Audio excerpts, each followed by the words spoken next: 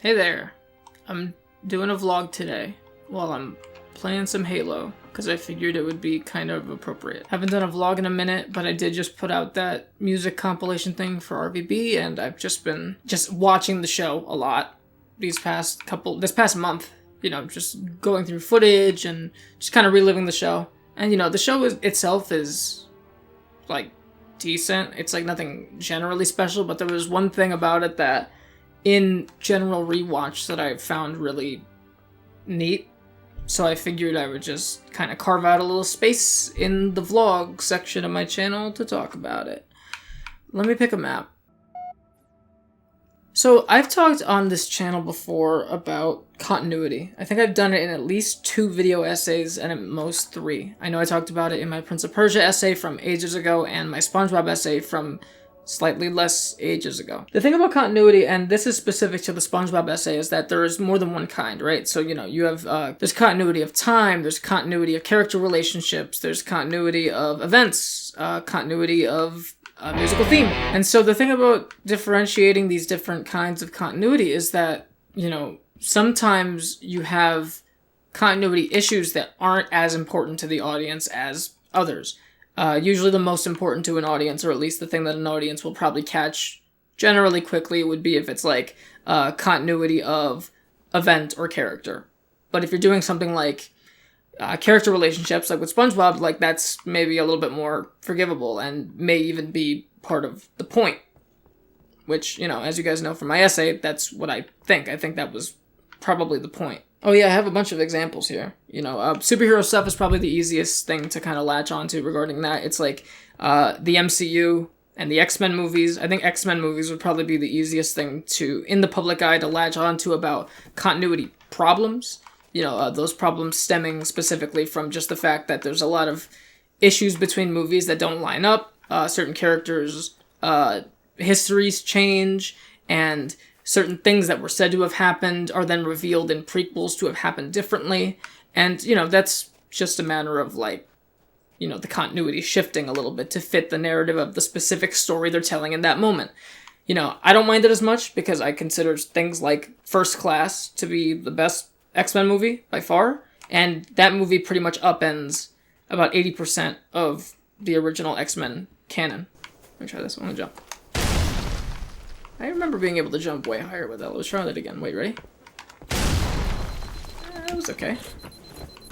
It's fine, I guess. Okay, Wolverine has bone claws at the end of the Wolverine, and then at the beginning of Days of Future Past, he's got metal claws again. And it's never directly explained, and the only way you can really fix that in your own canon is if you just explain it away in your own way. Like, the movie doesn't do the work to explain things to you in that regard, like it normally is expected to. And then there's the issue of retconning, right? Which is, establishing something in the story and then changing it later, changing the whole canon of it later, and saying it was always like that.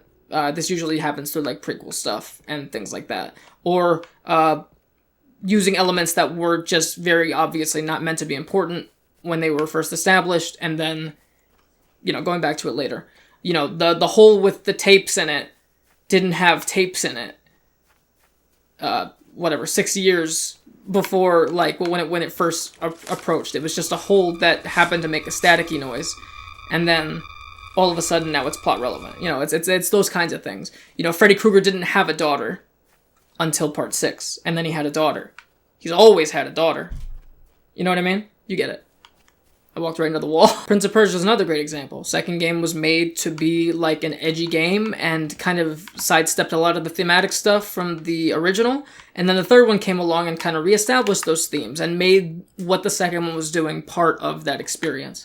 That wasn't in the initial plan, but due to reception and due to, the story being unbalanced and unfocused, they took the steps to repair it, I guess. All of this to say, the reason why I'm bringing up Red vs. Blue in particular regarding this is because I think there's a really kind of smart and neat thing that it does at one point in order to establish a retcon in a way that doesn't really need it to upend any of its own canon, any of its prior jokes, or any of its history. And it's going to take a little bit of explaining, which is why I'm over here playing Halo while I do that. But let me switch into theater real quick, because I want to kind of mess around in theater. So the main thing to understand is, I guess, okay, the main character of the series, Church, is an AI. and he is based off of another character in the series who is more or less the main villain of the series.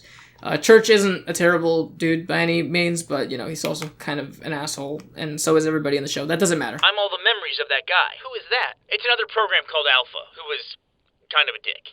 And he was based on a guy named the Director, who was also kind of a dick. Well, I can see you're continuing a grand tradition. Yeah, I'm very proud. It's quite a lineage. I grew up on a boat. Nobody cares. Church is a memory fragment of the AI that the Director's based on, and his entire arc in the show is that he's basically learning to do the things that the Director could never do, not letting grief control his life, things like that. There's a specific arc in season 9 that I thought was really interesting, and it was that, you know, since he is a memory fragment, he remembers the events of the original series, that being seasons 1 through 5 and 6 through 8 a little bit too. He remembers them slightly differently than the way they're portrayed in the show. Matter of fact, the entirety of season 9 is about an alternate version of those first 5 seasons. And so the whole story basically becomes about like what Church is remembering correctly. Even in season 8, they make a little bit of a reference to this, that it's kind of hard for him to realize whose memory he's in, and, you know, there is an entire extended sequence where Tex explains to him what the actual, like, events of those first 5 seasons were, which was basically Church being tortured in what we saw at the time as, like, this fun, cute little comedy scenario. Oh, look at the lighting there, that's awesome. Wait. Nah, kind of diffuses it if I do that. Look at that. That's pretty. Look at those boots. I love the whole fit. Looks great. Sorry. Anyway, so the actual story of the show is sort of implying that we may not be remembering the events of the show correctly either, because we only experienced one iteration of the series, and that would be, you know, whatever the first 5 seasons, the Blood Gulch Chronicles, were to Church. It may not be all that happened, or it may not be what happened at all. I like that as a retcon, because there were attempts by the series to kind of retcon things that they figured they needed to fix as the series took a turn from being more funny to more serious, and the plot kind of kicked in. You know, seasons 1 through 5 was more or less just a loosely connected string of bits, and, you know, it was more like just an excuse to be funny and to just have some fun. And then season 6 came around and the plot kicked off, and all of a sudden you have to explain why Church is a ghost. Well, he's not a ghost, he's an AI. Okay, well, if Church is an AI, then what is Tex? Because she also is a ghost in the show. Okay, if that's all true, then how come when Sarge died really quickly, he also went to some weird spiritual plane and met Church there before he was resuscitated?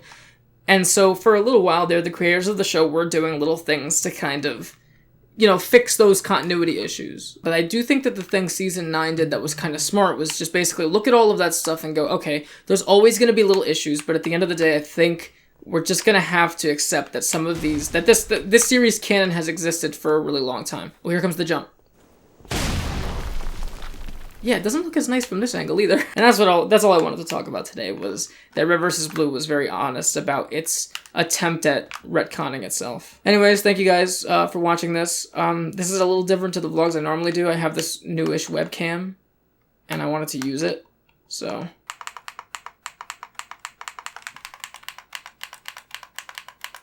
Bye.